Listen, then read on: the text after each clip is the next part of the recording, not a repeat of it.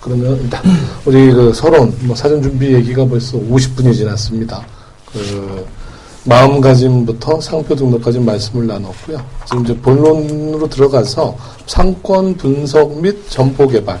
먼저 이제 그 영업을 하고 창업을 하려면 이게 제일 중요한 것 같아요. 상권 분석하고 점포 개발. 이 부분들에서 좀 말씀을 나눠보도록 하겠습니다. 근데 첫 번째로 점포 계약. 상가를 계약하는 데 있어서 위의사항이 있을 것 같아요. 그래서 이 부분 외식업 인허가 문제, 어느 위치에는 허가가 난다 안 난다. 그다음 건물주와의 직접 계약. 중국이 아까 말씀하셨듯이 그 먼저 전체적으로 임대를 해서 재임대해 놓고 이렇게 하시는 분들이 있는 경우가 참 많은 것 같은데 요 두 가지에 관해서 한번 좀 그 경험 있으시면 말씀을 주시면 좋을 것 같습니다. 먼저 정사님 말씀. 네, 이런 부분들은 이제 중요한데요. 그 이제 처음 오시는 분들은 이런 부분에 대해서 잘 모르기 때문에 이런 데에서 이제 많이 그 함정이 발생을 하죠. 예를 들어서 이 매장에서는 고깃집을 할 수가 없는데, 근데 그 건물주가 또는 이제 그 물업이죠. 이제 관리사무소에서 가능하다라고 이제 얘기를 해서 이제 대뜸 계약을 하고 이제 인테리어가 들어가는 부분이 많이 있는데 이런 부분은 그 사전에 그 문서로 확인을 해야 된다고 생각을 해요.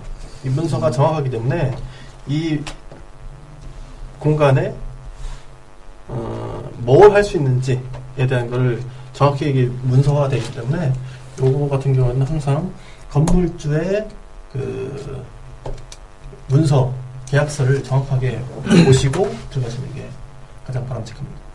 금방 말씀 주신 확인 방법이 계약서가 아니고 방산증 영업 뭐라고 하나요? 예, 방산증. 방산증에 보면은 이제 거기에 나와 있나요? 거기에 나와 있죠.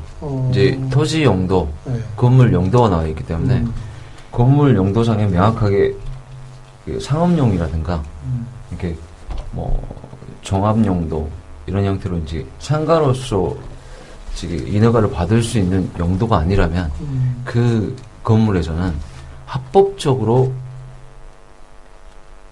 회사를 설립해가지고 식당한다는 것은 불가한 거죠. 근데 좀 의문이 기본적으로 일반 우리 그 한국에서 오시던 여기 살고 있는 사람이 하던 그 식당업을 안 하셨던 분들이 하신다고 했을 때는 먼저 그 공간을 보고 좋다 라고 했을 때 먼저 이제 접근이 시작이 되잖아요. 그랬을 때 그 계약 전에 자 당신들 이 방산증 이거를 줘라고 했을 때 일반적으로 주나요? 아니면 어떻게 되나요? 네, 다 보여주게 돼 있습니다. 네.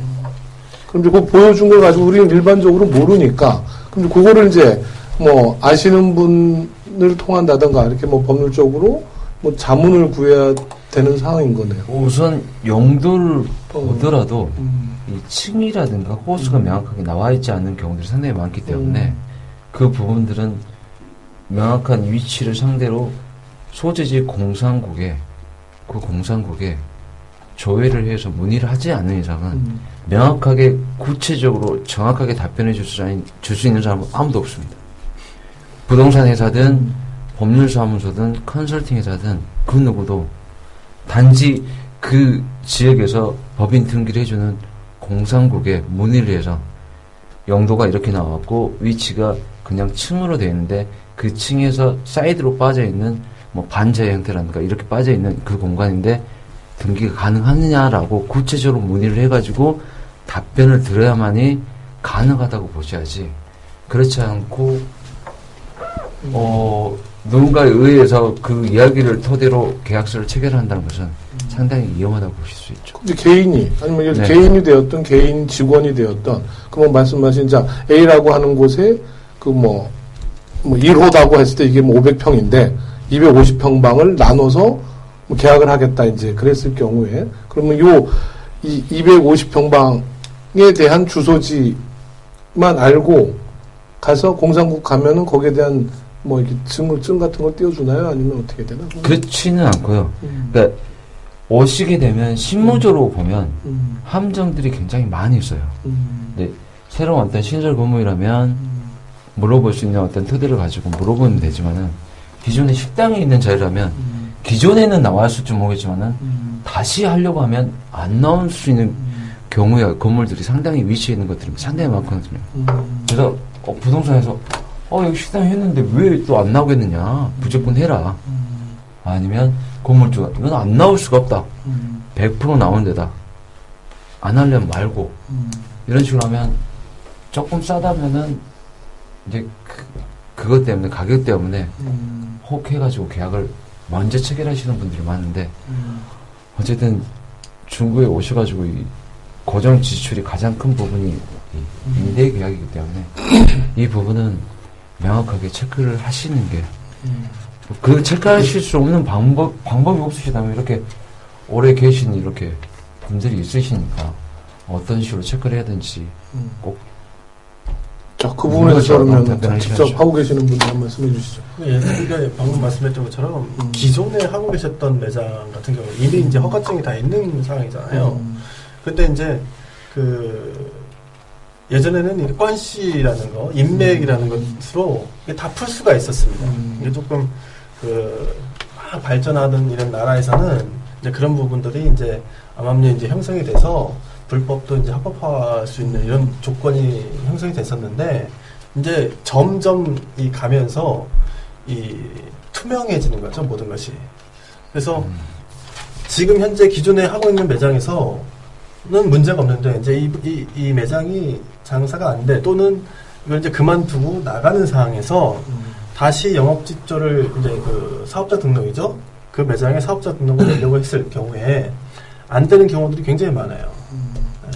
그러니까 그랬을 경우에는 네. 그러면 그 명의 변경을 해야 된다든가 이런 식의, 그러니까 명의 변경을 하더라도 안 되는 경우도 있어요. 그러니까 예전 같은 경우는 아파트 바로 붙어 있는 상가 같은 경우들은 기존에 나왔을지 모르겠지만 지금은 이제 그분들이 장사가 안 되어가지고 나가고 환불을 허가를 안 해주죠. 변경을 해가지고 환경보호를 다시 받아야 되는데 그걸 받으실 수가 없기 때문에 명의 변경도 안 되는 경우들이 있어요. 그거는 이제 저희 매장의 사례가 굉장히 적합한 사례라고 볼 수가 있겠는데, 저희 그 매장은 로드샵인데 바로 앞에 그 아파트가 있습니다.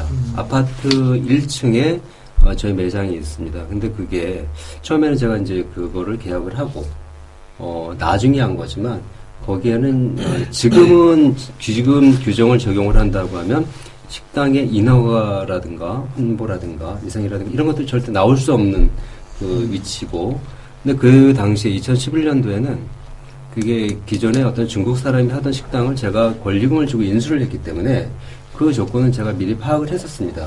그래서 그 부분을 완전히 폐업을 하게 되면 저희가 들어가질 못해요, 그 사람이.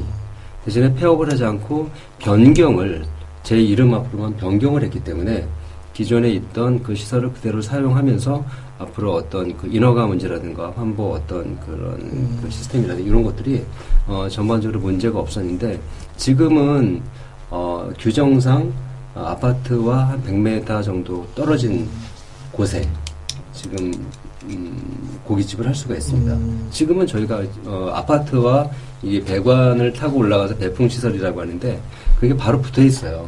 1m 상관도 안 되는 그런 거리에 붙어서 타고 올라가서 정화 시스템을 갖다 옥상에 설치를 해놨는데, 지금의 규정을 적용을 하면 절대 허가가 날 수 없는 겁니다. 그런 거는 이제 인수를 그대로 했기 때문에 계속 앞으로 진행을 할 수가 있는 거고. 네, 알겠습니다. 자, 그러면 기본적으로 뭐 요는 일단 그 해당 번지 계약을 하려고 하는 위치에 대해서 먼저 공사국을 통해서든 먼저 확인을 하는 방법. 두 번째는 그 해당 지역 주변에 계시는 같은 업종을 하고 계시는 분들의 뭐 말씀을 듣는 방법. 뭐 그 정도로 뭐 진행이 되면 될까 생각을 하네요. 자, 그다음 또 다른 말씀 있으시면 말씀. 자, 없으시